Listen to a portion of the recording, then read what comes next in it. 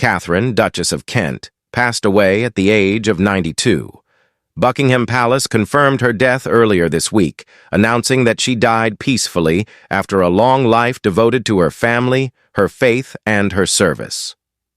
The news of her passing brought deep sadness across Britain and the wider Commonwealth, where Katharine had been admired not for grandeur, but for her humility, kindness, and quiet strength. Her funeral has been scheduled for September 16th, and preparations are already underway for a service that will be both personal and historic. For the royal family, it will mark the farewell of a beloved member who chose compassion and modesty over the spotlight. For her husband, Prince Edward, Duke of Kent, it will be the most painful farewell of his life. Prince Edward, now 89, has been married to Katharine for more than 60 years.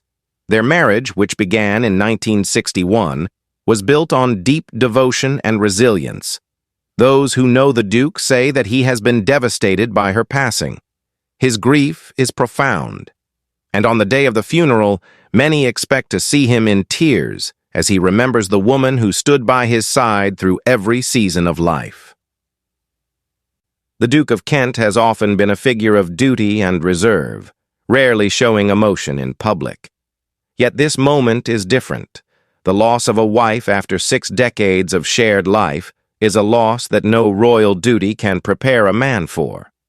His tears on September 16th will be not only the tears of a royal duke, but the tears of a husband who has lost his closest companion. Katharine's life was remarkable, not because she sought attention, but because she avoided it. Born Katharine Worsley in 1933, she grew up far from the world of palaces and crowns. Her marriage to Prince Edward in 1961 placed her into the heart of the monarchy, yet she never allowed the role to change her nature. She chose to be approachable, gentle, and committed to the causes she believed in. The funeral service is expected to reflect these values. Sources close to the planning suggest that it will be dignified, modest, and focused on her faith. Since her conversion to Roman Catholicism in 1994, religion became central to her life. This historic choice made headlines at the time, as she became the first senior royal to convert in more than 4 centuries. Her funeral will therefore be shaped by her spiritual devotion, a final expression of the beliefs that guided her daily life. For Prince Edward, that faith was something he respected deeply in his wife. Their differences in religion never divided them. Instead, they were bound by mutual love and respect. Those close to the family believe the Duke will find some comfort in knowing that Katharine's farewell will honor her wishes and her faith. The Duchess was also remembered for her passion for education. After stepping back from royal duties in the late 1990s, she worked as a teacher in primary schools, where she was simply Mrs. Kent. Colleagues recall that she blended into the school community with ease, never demanding recognition for her title. Her funeral tributes are expected to highlight this chapter of her life, reminding the public of a royal who chose the classroom over the spotlight. Prince Edward's grief, however, is the heart of this story. The Duke has lived most of his adult life with Katharine at his side. Together, they raised 3 children: George, Earl of St. Andrews, Lady Helen Taylor, and Lord Nicholas Windsor. They shared joys, weathered challenges, and built a family rooted in love. At the funeral, their children and grandchildren will join the Duke in saying goodbye. Yet for Edward, it will be a farewell unlike any other. His tears will reflect the loss of not only a duchess, but of the woman who defined his personal world. Royal funerals often follow strict protocol, but insiders suggest that this service will carry a more intimate tone. Katharine had long expressed a wish for simplicity rather than grandeur. It is expected that the hymns chosen will reflect her deep faith, and the tributes will focus on her compassion rather than her royal status. For Prince Edward, these moments will bring memories flooding back. Memories of their wedding day in 1961, of the decades they spent raising their family, and of the quiet moments away from the public eye that only they shared. The grief of the Duke of Kent will resonate with many. Though he carries a title, his pain is the same pain any widower faces. His tears will remind the nation that love and loss transcend status.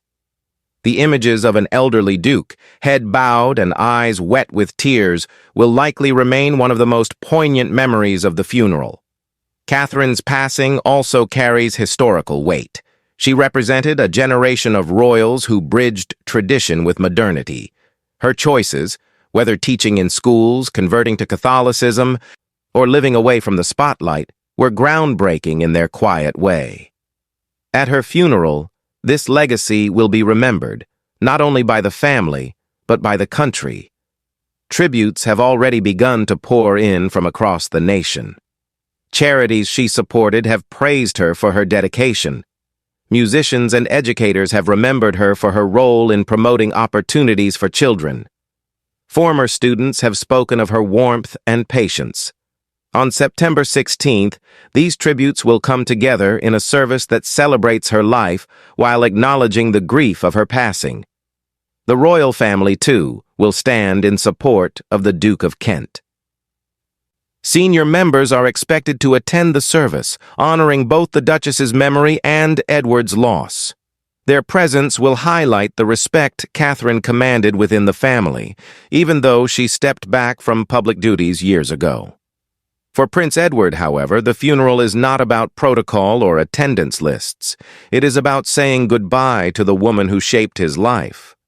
Friends say he has been reflecting on their marriage, often speaking of her as his anchor. His visible emotion on the day will not surprise those who know him well. In the days leading up to the funeral, the Duke has remained mostly private, mourning quietly with his family. But on September 16th, the grief that has been held in private will likely spill into public view. His tears will be the truest tribute to his wife, more powerful than any words spoken at the pulpit. Katharine's death is not just the end of a life, but the closing of a chapter in royal history. She leaves behind a legacy of humility, service, and faith that will continue to inspire. Her funeral will be a day of mourning, but it will also be a day of gratitude for a life lived with quiet greatness. For the Duke of Kent, it will be a day of heartbreak. His tears will tell the story of a man who loved deeply, who shared more than 60 years of life with a woman he adored, and who now faces the future without her. It will be the farewell of a duchess, but more profoundly, it will be the farewell of a wife, mother, grandmother, and teacher whose impact reached far beyond palace walls. As the nation looks ahead to September 16th, the image that stands out is simple: an elderly duke in tears, remembering his wife.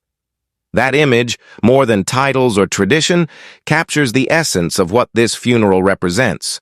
It is not only a royal event, it is the universal story of love, loss, and remembrance. Katharine, Duchess of Kent, will be laid to rest on September 16th. Until then, tributes continue to pour in and preparations continue quietly. On that day, the eyes of the nation will turn to Prince Edward, whose grief will reflect not only the sorrow of a royal duke, but the sorrow of every husband who has ever lost the love of his life. Her story does not end with her death. It lives on in the causes she championed, in the students she taught, in the family she raised, and in the faith that sustained her. And though her husband will walk with tears on the day of her funeral, he will also walk with the knowledge that their love endures beyond the grave. Katharine's funeral will be her final chapter, but her memory will remain. For Prince Edward, the pain of loss will linger, but so will the joy of the life they shared. His tears on September 16th will not only be a sign of sorrow, but also of gratitude, for a love story that lasted more than 60 years, and for a woman whose life touched so many.